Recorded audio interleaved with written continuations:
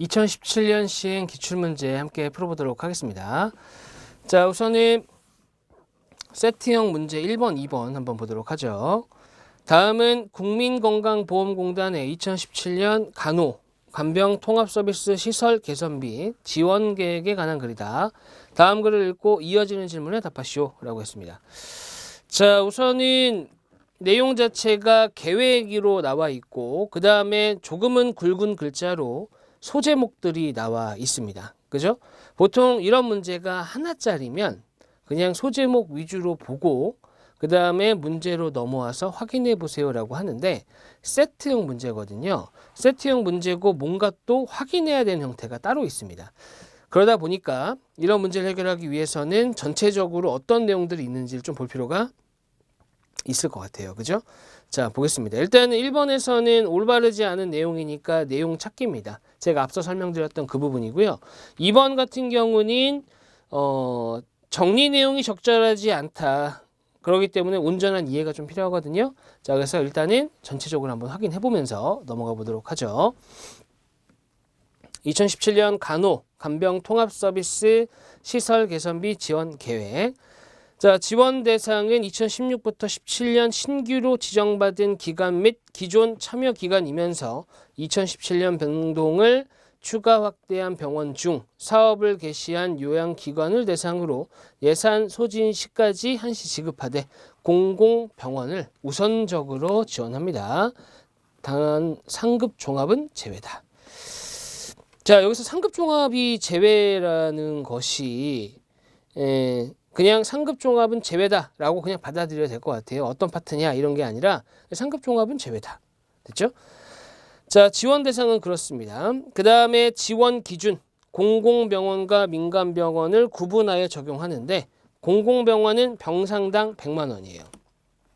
그 다음에 기관당 최대 1억 원 이내입니다. 자, 그 다음에 공공병원은 의무 참여를 고려하여 지원금 일부를 우선 할당합니다. 의무 참여니까 꼭 참여하라는 얘기죠. 그 다음에 민간 참여의 경우는 병상당 100만 원이고요. 기관당 최대 5천만 원이에요. 자, 일단은 병상당 비용은 똑같지만 기관당으로 들어가는 금액이 다릅니다. 자, 그 다음에 취약지 소재 병원은 참여 여건이 더욱 열악함을 감안하여 지원금 일부를 우선 할당한대요. 됐습니다. 자, 그 다음에 병동 확대. 2013에서 16년도 사업에 참여한 기관으로서 2017년에 병동을 추가 확대하는 경우 일단 기존에 참여한 그 이력이 있어야 됩니다. 관연도 13에서 16년도 기지원액을 포함하여 공공 및 민간 병원의 각 한도 내에서 지원하게 됩니다. 됐죠? 자, 그 다음에 공공 및 민간 병원 각각 사업 개시일자 우선순위로 지급입니다. 그래서 사업 개시일자가 빠를수록 우선 지급이 되는 거죠. 그 다음에 지원 내용으로는 간병 통합 서비스 병동 내 전동 침대 우선 구입에 있습니다. 사양은 침상의 높낮이, 상하체 침상 조절이 가능한 전동 침대 3모터입니다. 3모터? 자, 병상 자체를 전동 침대로 교체해야 하고 수동 병상의 모터 부착은 불가합니다. 그러니까 아예 바꿔야 돼요. 수동 병상 같은 경우는 항상 단 이런 거 중요하죠. 간병 서비스 병동 내 전동 침대가 100% 구비된 경우만 추가 품목, 스트레처 카트, 낙상 감지 장치, 낙상 감지 센서 등 구입이 가능합니다. 그래서 100%가 아니면 어떻게 된다는 거예요? 구입이 안 되고요. 100%가 되면 구입이 가능한 것이지 꼭 구입해야 되는 건 아닙니다. 가능이기 때문에. 자, 그 다음에 행정사항을 보시게 되면 지원금 수령일로부터 6개월 이내 요양기관 사정에 의해 지정이 취소된 경우가 있을 수 있다. 그랬을 때는 전액 환수입니다. 들어간 돈이. 자, 그 다음에 시설 개선비로 구입한 품목, 전동 침대 등이 간병 서비스 병동 이외에 일반 병동에서 사용 사실이 확인되는 경우에는 역시 전액 환수예요. 그리고 추후 현지 점검 예정이라는 얘기는 언제 한번 가겠다라는 얘기죠. 됐죠? 자, 그 다음에 부침. 그래서 어떤 것들이 들어가 있는지를 보는 겁니다. 자, 다음 제시문을 보고 나눈 대화 중 올바르지 않은 것을 이야기한 사원은 자, A 사원 예산 소진 시까지 민간병원보다는 공공병원 우선이라는 얘기는 제가 처음에 드렸던 내용이죠. 자, 그 다음에 K병원은 B사원 K병원은 간병 서비스 병동 내 일부 침대를 제외하고는 전동 침대로 되어 있으니 낙상 감지 장치를 구입할 수 없죠. 그죠? 왜냐하면 100%입니다. 100% 전동 침대여야 돼요. 자, 그래서 2번이 답입니다. 다음 C사원 지원금 수령일로부터 6개월 이내에 지정이 취소된다면 지급한 금액 모두 환수되죠. 6개월 이내 맞습니다. 기간까지 들어가 있어요. 전액 환수. 그 다음에 지원 순서는 공공병원, 그 다음에 치약지 소재 민간병원, 일반 민간병원이 되겠군. 일단은 큰 틀에서 보면은 공공병원, 그 다음 민간병원인데 민간병원의 경우도 앞에서 그 지원 기준에 보시게 되면 민간병원의 경우도 치약지 소재 병원이면은 일부 우선 할당한다 이런 내용이 있기 때문에 이렇게 순서대로 보는 것이 맞겠습니다. 그래서 답은 2번입니다. 자, 그 다음에 2번 보죠. K사원이 제시문을 참고해서 앞에 있는 내용입니다. 각 병원의 신청 내역을 다음과 같이 정리했을 때 정리 내용이 적절하지 않은 것은 그랬습니다. 자, A, B 병원은 민간병원이고요. C, D 병원은 공공병원입니다. 그래서 민간병원 같은 경우는 병상당 100만 원, 그 다음에 기간당 5천만 원 이내입니다. 잘못됐을 수 있어요. 그 부분이. 그다음 공공병원은 1억 원까지이죠. 자, 한번 가보겠습니다. A 병원은 신청 병상 개수가 60개고요. 보유 병상 개수가 없었어요. 신규입니다. 신규. 그러면 지원 금액이 얼마가 되는 거예요? 6천만 원이 아니라 5천만 원이죠. 왜 5천만 원이에요? 최대 5천만 원이기 때문에. 자, 됐습니다. 자, A 병원은 아니고요. B 병원, 민간병원입니다. 보유 병상이 20개가 있어요, 이미. 그러니까 기지원액 2천만 원이 있겠죠? 그러니까 신청 병상 개수가 35개, 3,500만 원 요청할 수 없는 거죠. 왜? 최고 5천만 원이기 때문에. 자, 그래서 30개에 대해서만 지원해 줍니다. 그래서 지원금이 3천만 원. 됐죠? 그 다음에 C병원. C병원은 공공병원입니다. 신청 병상 개수가 70개고요.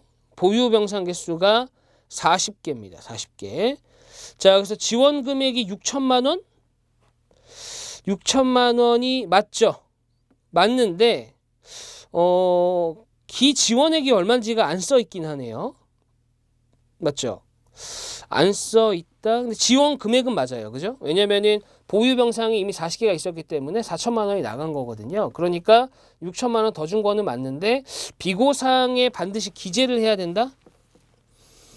이게 지금 병동 확대거든요. 그죠? 병동 확대입니다. 자, 포함하여.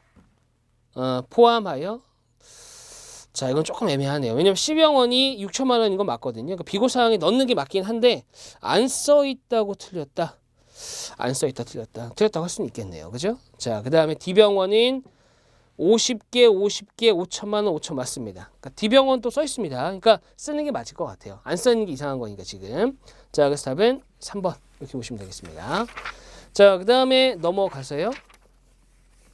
5번 한번 가보죠. 5번.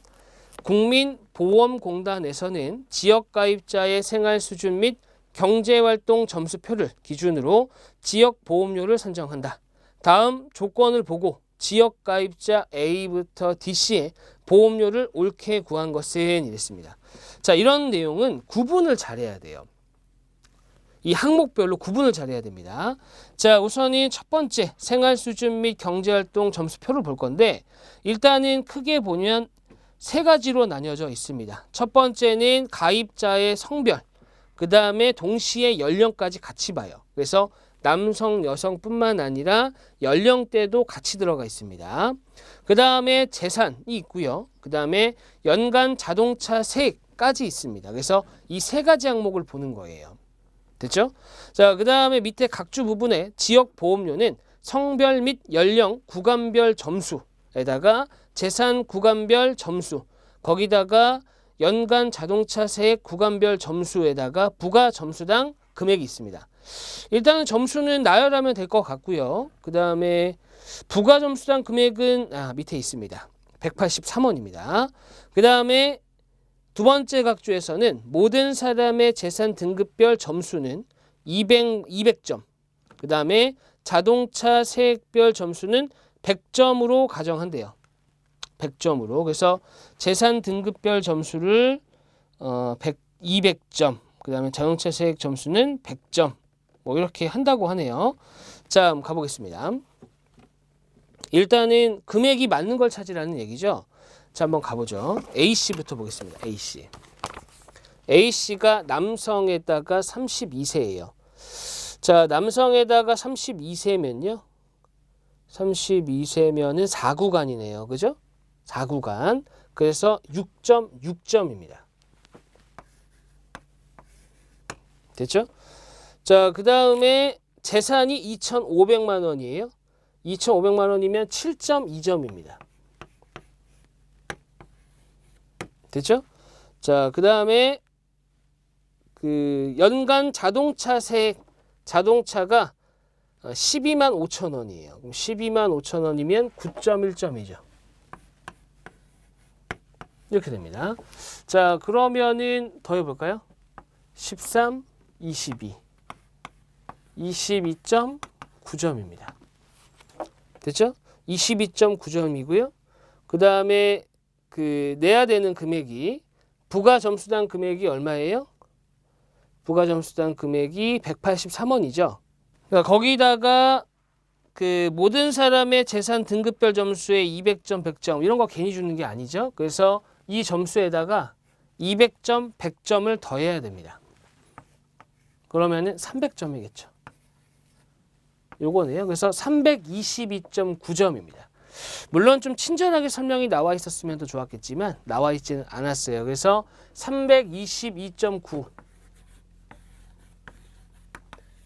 곱하기 183입니다. 이렇게 들어가는 거죠. 됐죠? 자, 그랬을 때 금액이 얼마냐 이겁니다. 됐죠? 322.9. 그 다음에 반올림, 원단위 이하는 절사한대요. 원단위 이하는 버린다는 얘기입니다. 자, 한번 가보겠습니다. 이거 하나는 해볼게요. 자, 가보겠습니다. 7, 절사니까 버리는 겁니다. 2, 8, 6, 9죠? 이렇게. 그 다음에 8 곱하게 되면요. 2, 16, 3이죠. 그 다음에 2 올라가고요. 2, 8에 16, 8입니다.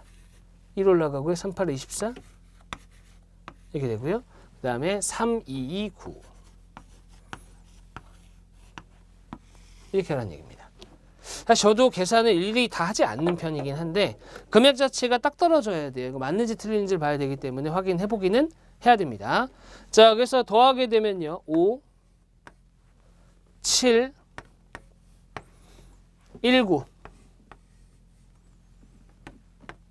자, 18, 20, 그죠?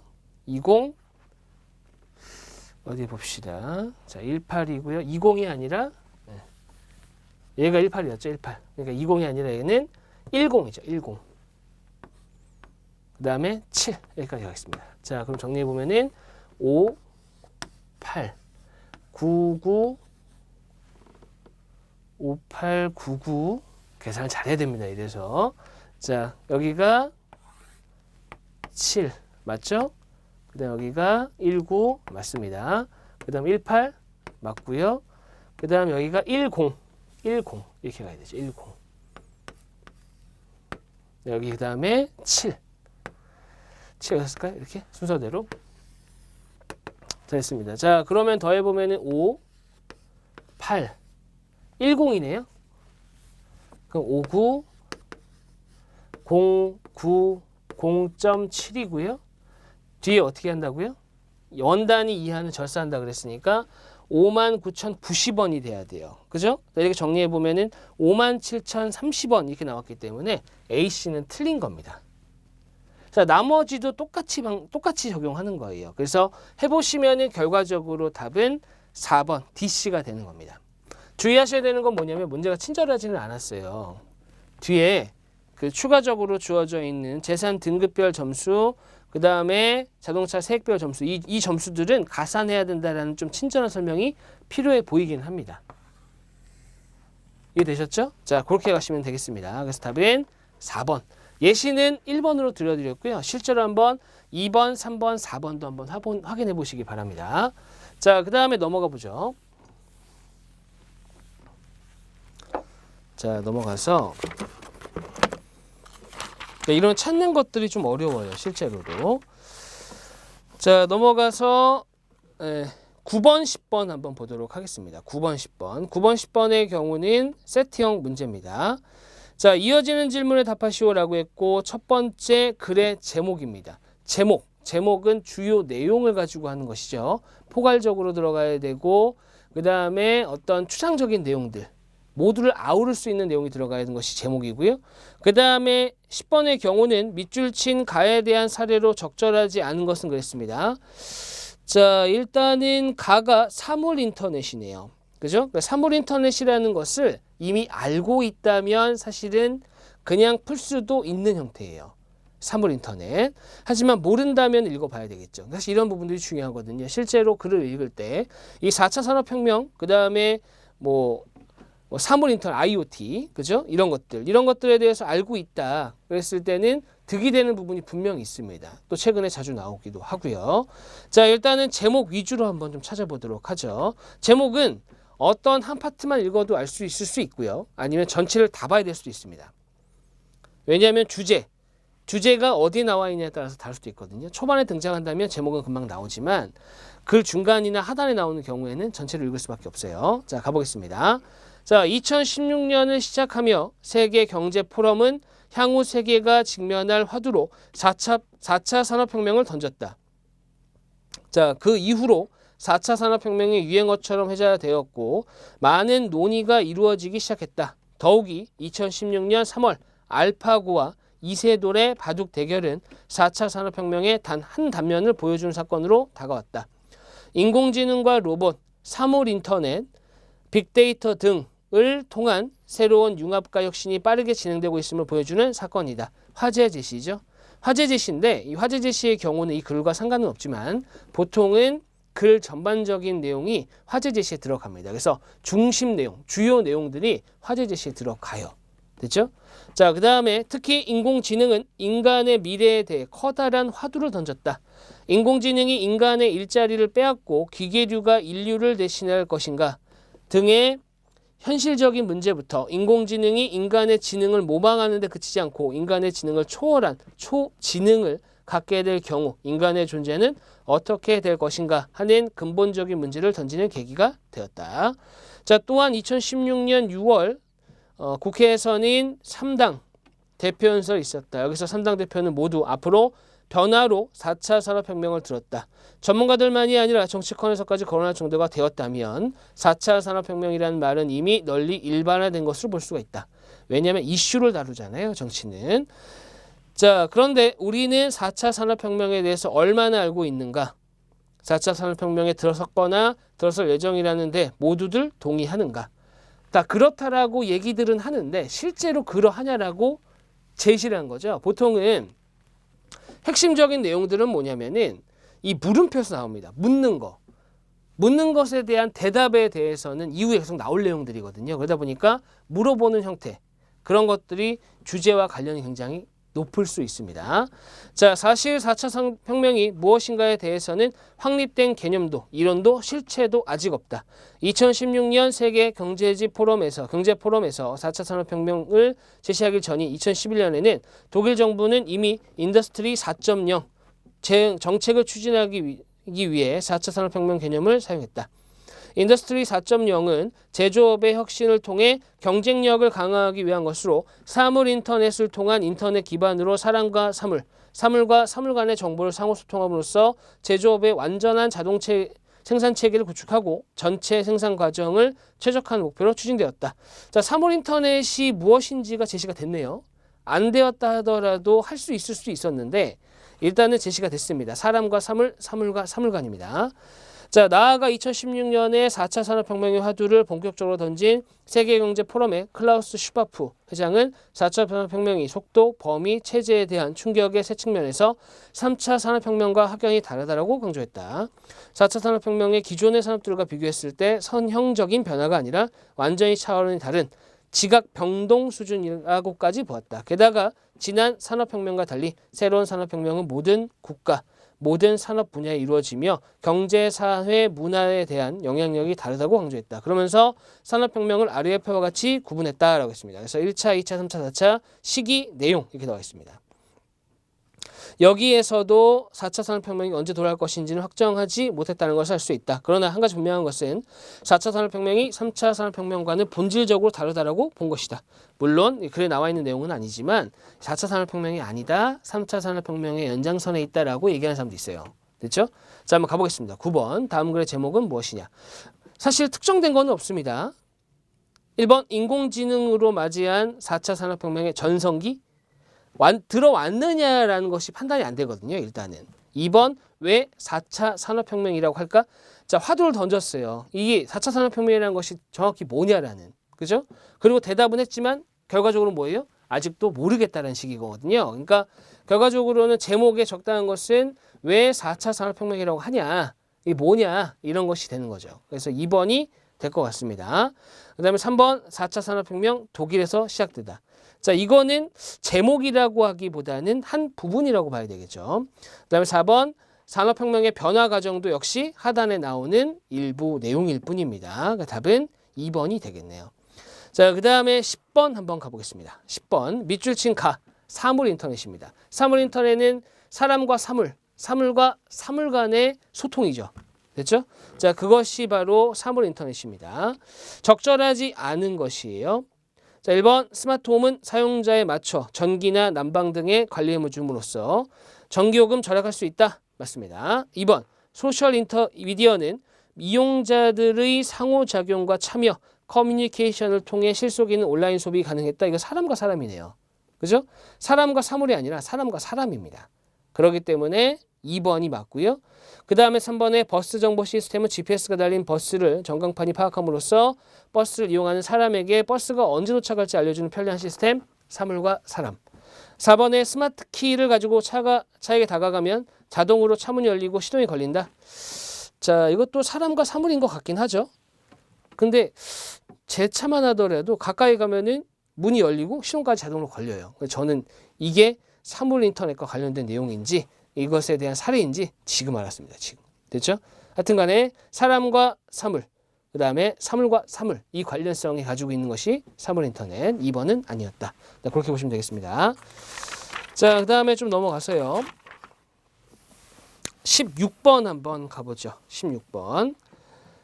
A증권의 작년 정규직 수는 1275명, 계약직 수는 410명이었다.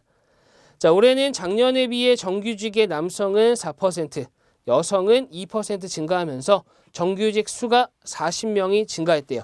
계약직의 경우는 남성이 6%, 여성이 5% 감소하면서 총 4명이 감소했다. 이렇게 된 거죠.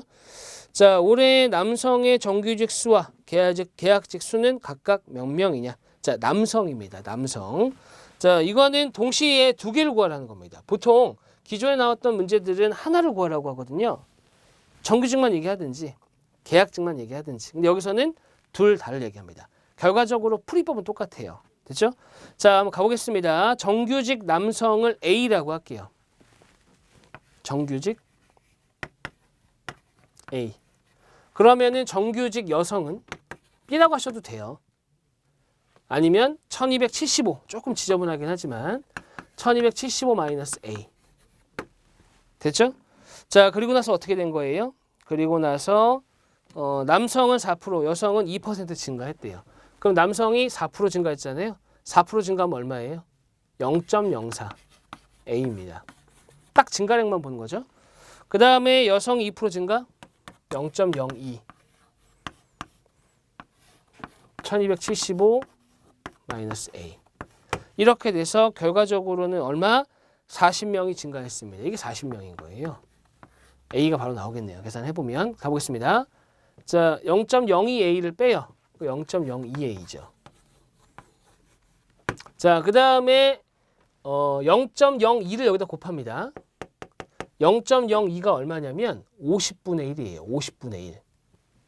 됐죠? 맞죠? 1275 작년이고 여성이 2% 증가니까 0.02. 자, 맞습니다. 0.02A고요. 요거 계산하시면 얼마예요? 50분의 1이라고요, 얘가. 그러니까 0.01 곱해도 됩니다. 어려운 건 아니에요. 12.75에다가 2 곱하면 되는 거잖아요. 그죠? 그렇게 하셔도 되고 아니면 50으로 나눠도 되는데 0.02가 더 편해 보이긴 하네요. 여기서는. 자, 12.75에다가 2를 곱하게 되면 얼마예요? 24, 1.5, 25.5입니다.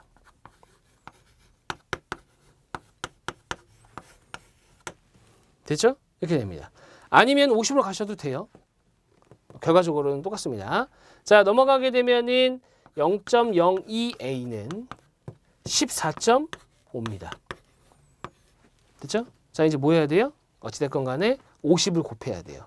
또는 100 곱하고 2로 나눠도 되고. 100 곱하고 2로 나눌까요? 100 곱하면 얼마예요?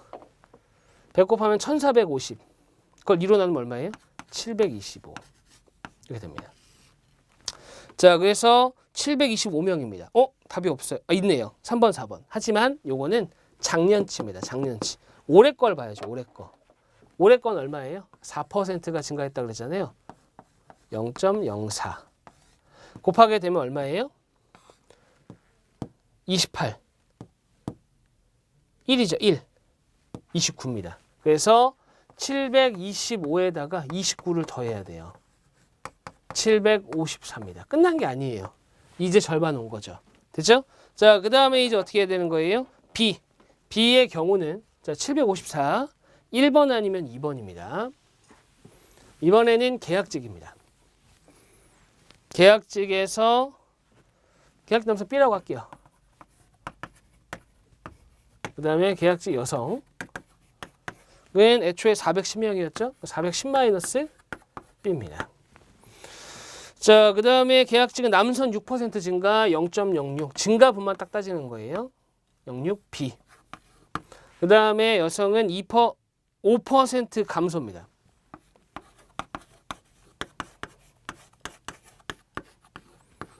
그렇게 해서 결과적으로 4명이 감소했대요. 이거잖아요. 그죠? 자, 정리해보면요. 마이너스 0.05 곱하기 마이너스 B니까 0.05B입니다. 계산해보면 0. 이거죠. 자, 그 다음에 0.05를 곱하게 되면은 4.1에다가 5 곱한 거예요. 20.5예요. 20.5. 넘어가면요. 0.11B가 16.5가 됩니다. 16.5. 그렇죠? 그럼 B는 0.11분의 16.5고요. 11분의 1650. 이렇게 됩니다. 100 곱한 거니까요. 자, 그러면은 11로 나눠주게 되면 150에다가 11 곱하면은 얼마예요? 1650입니다. 그래서 B는 150이에요. 근데 마찬가지입니다. 작년 계약직 남자입니다. 남자가 지금 몇 퍼센트 증가했다고요? 6% 증가했다. 150에 6%면은 9명이에요. 9명. B. 그 올해 계약직 남성은 얼마인가 되는 거예요? 159명. 이렇게 됩니다. 그래서 답은 1번이 되겠습니다. 됐죠? 자, 16번까지 해서 국민건강보험공단 기출문제 마무리하도록 하겠습니다. 수고하셨습니다.